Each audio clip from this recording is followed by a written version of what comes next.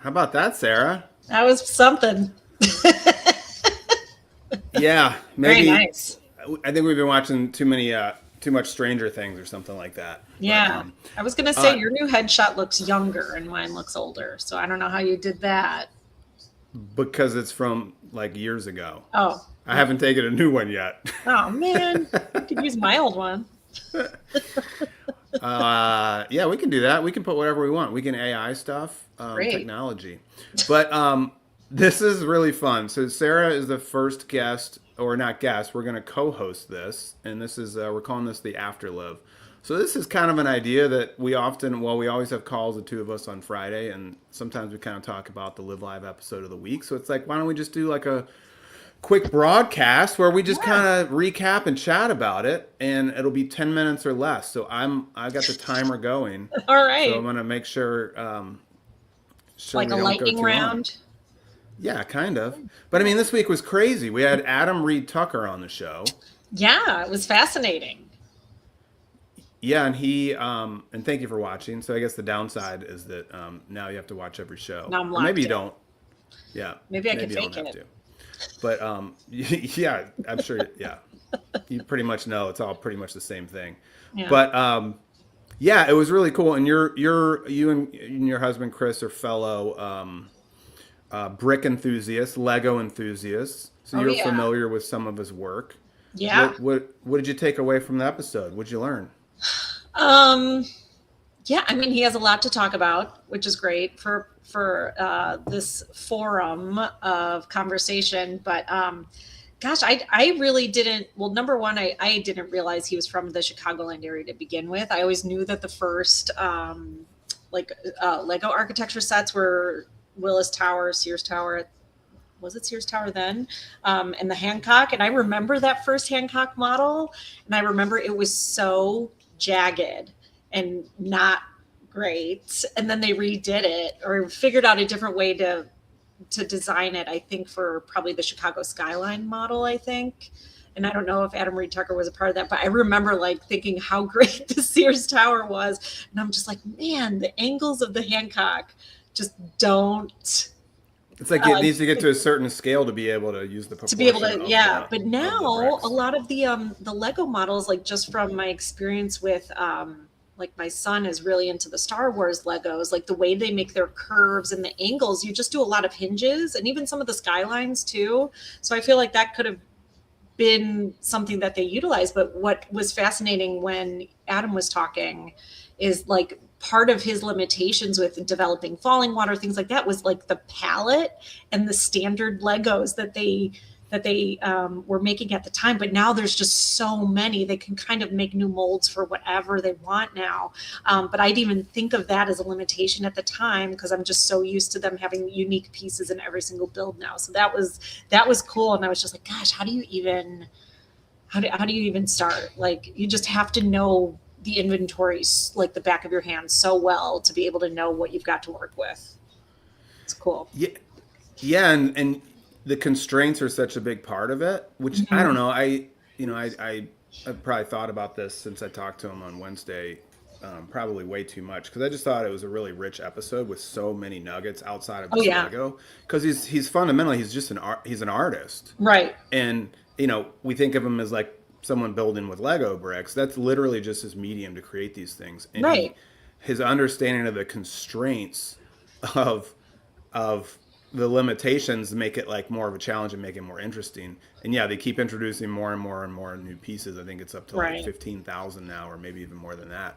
And so it's similar to how, and when we talk about our work, and whenever we do new construction, Yeah, I was it's thinking the like, exact same thing. yeah, Yeah. Which is why I like interior remodels, or I find them easier, I guess I should say, because you have the constraints like built in for you, and then you have to work within that box. But once you, even additions get a little more tricky for me, just because it's like you've got setbacks and stuff. But yeah, like new construction is like you've got the lot size, but it can be whatever it's a form blank fits in that canvas. box. Yeah, it's too open ended. Um, but I guess you could argue that like that's what building codes do. They do set up the restraints also.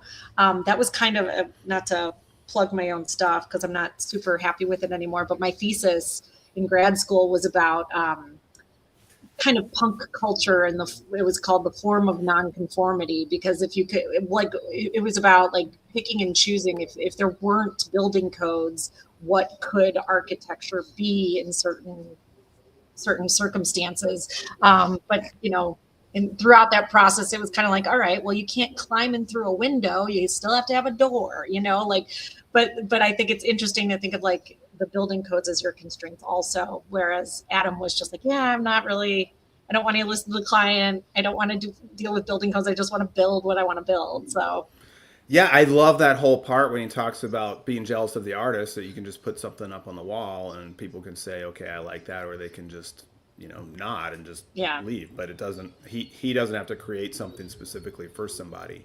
yeah, I thought was really cool. Another theme and word he used a whole bunch of times that I loved was storytelling. yeah, Like the story, there's like so many like cool aspects of if you kind of dig into what he's producing and what he's doing. Like the storytelling aspects, I thought was really cool. I think I think there's a lot of layers to speak to what the world takes from what he's done. And then I mean, the legendary question was, well, he asked a question for me to him, which is what's his favorite project, right? right. Remember what he said? It's what's yet to come. Yeah, it's like Right. it's the one I haven't built yet. Yeah. I was kind of thinking about that in our own work too. I Mhm. think it's really a true thing, when you're a creative, and the tree house is built with my kids. Once Yeah. it's done, it's kind of not fun anymore. It's just a tree house. I Well, want because to you've build a been new thinking one. about it for so long. You've been, turning it over in your brain for so long, and then it's finished. And it's like, okay, well, we can't play with it anymore. Like, you can't think about it anymore. It's static. It's finished. And that's kind of what he was talking about with like die-cast models, right? Like it's just sits there and it's done, and that's it. But the building process is the meat of it. And then with him, with the atom, developing the atom brick, and oh my gosh, I haven't dived into that, but I had no idea that they were such intricate models in terms of like the instructions and the number of pages and the steps and all of that. But I am intrigued. I think one of the Atom Brick sets is gonna be on your coffee table before we know it. I just feel like it Probably, for months. probably. Well, That'll be tricky though, because Chris is such a diehard like brand name Lego, to the point where we started getting knockoff sets somehow, and Chris wanted to like segregate the bins. Like, these are brand name Legos, and these are the knockoffs, and they're not equal. So we'll see. Not that Adam Brick is a knockoff. I know it's totally different scale and stuff, but we'll see.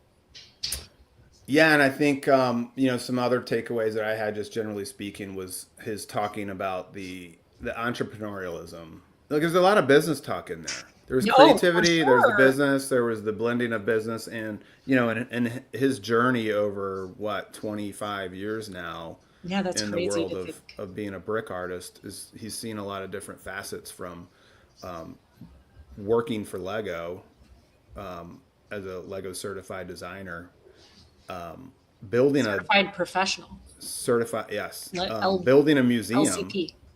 Yeah. Yeah. and then founding his own company amongst Hmm. doing all these exhibits and everything else. I don't know. I'm kind of blown away, and it's just another study. And I don't know. Maybe the theme of Live Live is just seemingly ordinary people doing incredibly exceptional things. There you go. There you Oh, go. and that was the other one. And then I want to hear from you because we have 30 seconds left. But I loved it when he said, I said, you make it sound so simple. Uh-huh. And he's like, it's as simple as you want to make it, or it's as complicated as you want to make it. Oh, yeah. Because it's It's your like, own. It's like, yeah, oh, okay.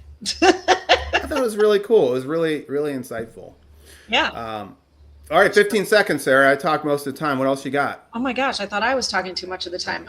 No, I was really fascinated just coming up in the same kind of world of architecture, his Kansas State curriculum, and how they really catered to them becoming like trying to find their vision and becoming more of artists than they were like actual like building systems and things like that. I mean, obviously he said he had structures class, but I really, really related to that, especially with my education at Virginia Tech, Washington Alexandria campus, because that was all just architecture students. There were no gen eds. It was for all the upperclassmen, but you still had opportunities to fill your time with photography classes and printmaking. And their big focus was, we just want you to make beautiful drawings. That was it. And it was like, yeah, I could totally relate to that. Yeah, it's kind of it's a creative utopia in a lot of ways. Totally. I love it. All right, well, thanks everybody for joining. So next week we're actually, because we have our quarterly LT planning all day on Wednesday, so I'm gonna have LivLive at a special time on Monday morning. Really excited to have Christopher Lawton and Micah Stanley from Lawton Stanley on, Nice. a small boutique firm who's designed projects such as Ever, where you've eaten there. I've eaten there. How's the space? I've never even been in it. Oh, the space is awesome. It's pretty good. Isn't it? It's awesome. Yeah, that's all I could say. And if you've watched The Bear, it's in The Bear a lot. So, Yep. And they also did Grace for them, for Curtis Duffy, and then also did After. Well, they did do Yeah, After. Bar. Okay, Yeah. I didn't know that. Oh, wow. I believe so. I don't know. We'll find out on Monday. So Awesome. special day and time. Thanks everybody for watching. Sarah, I'll see you at our regular meeting in about 1 minute. All right. See ya. Thanks. See ya. Thanks.